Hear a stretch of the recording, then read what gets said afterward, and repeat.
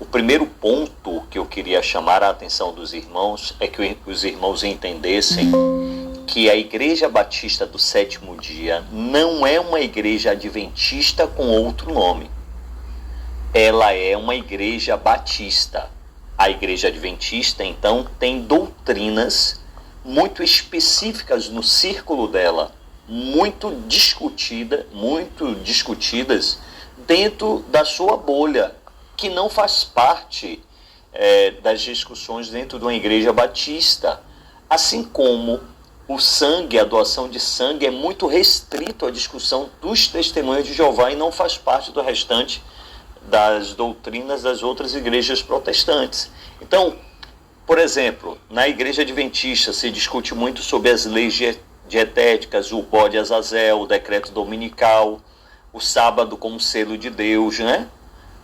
O sacerdócio de Cristo no céu e o juízo investigativo, os escritos de Ellen White. Então isso é muito restrito na igreja adventista, não faz parte da formação doutrinária de uma igreja batista. Mas por que que isso acontece? Por que que esses eventos então vieram? Veja, cada um tem a sua experiência com a palavra de Deus. Então a gente pode se aproximar da palavra de Deus e a gente pode criar uma doutrina e procurar versículos que confirmem a nossa doutrina, ou a gente pode ler a Bíblia e extrair dela uma doutrina que ela está falando.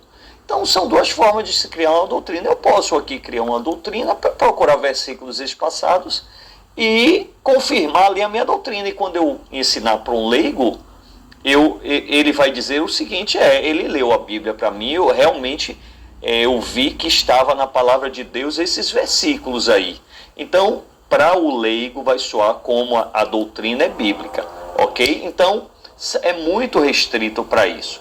Sobre as leis dietéticas, então, vejam, as leis dietéticas, enquanto doutrina de uma religião religiosa, faz parte apenas do círculo do adventismo, dos adventistas, não faz parte do ciclo das igrejas batistas e, de uma maneira geral, das igrejas protestantes.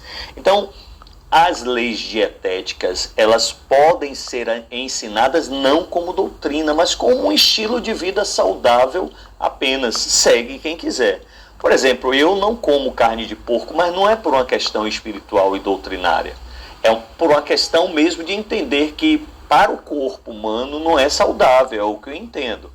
E sobre alimentos no Novo Testamento, se a gente for tentar extrair uma doutrina do Novo Testamento sobre alimentos, a exigência de alimentos, como são, discutiu como ali ter comunhão de mesa, o fato de gentios comerem de tudo e judeus não comerem de tudo. Então se determinou ali naquele concílio um modo mínimo de ter uma comunhão entre judeus e gentios, já que ambos estavam acreditando em Jesus. Então, o que foi orientado é, na mesa não coma de certos alimentos, porque vai escandalizar o judeu e aí vai se criar uma resistência ao evangelho.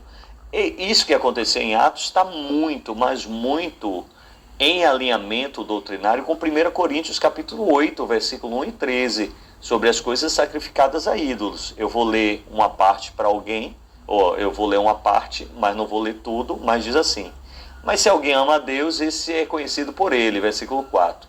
Quanto a comer alimentos sacrificados a ídolos, sabemos que o ídolo por si só, por si mesmo, nada é no mundo e que não há senão um só Deus. Então, se a gente lê do 1 ao 13, a gente vai perceber que quem dá valor ao alimento é a gente, não o alimento em si. Dele mesmo, ele tem algum tipo de maldição ou contaminação. Quem vai dar o valor é ele. Se você achar que aquele alimento ali, ele está contaminado por Satanás, você deu esse valor, atribuiu um valor para ele. Se você não atribuir valor nenhum, você vai comer ele tranquilamente. A gente tem o costume de orar pelos alimentos, ora, repreende e come.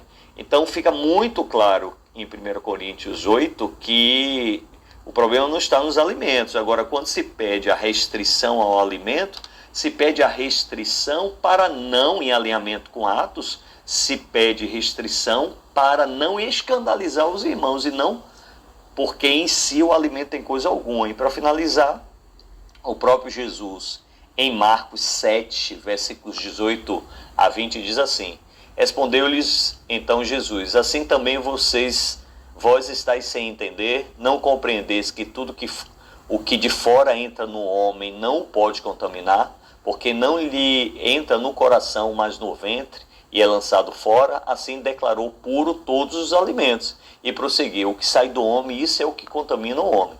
Veja, assim declarou puro todos os alimentos, está na versão Nova Almeida atualizada. Em algumas versões tem um versículo, mas não tem essa parte, mas na maioria das versões tem. Assim declarou puro todos os alimentos. Então, biblicamente, a gente pode, não faz parte da doutrina as leis dietéticas, tá certo?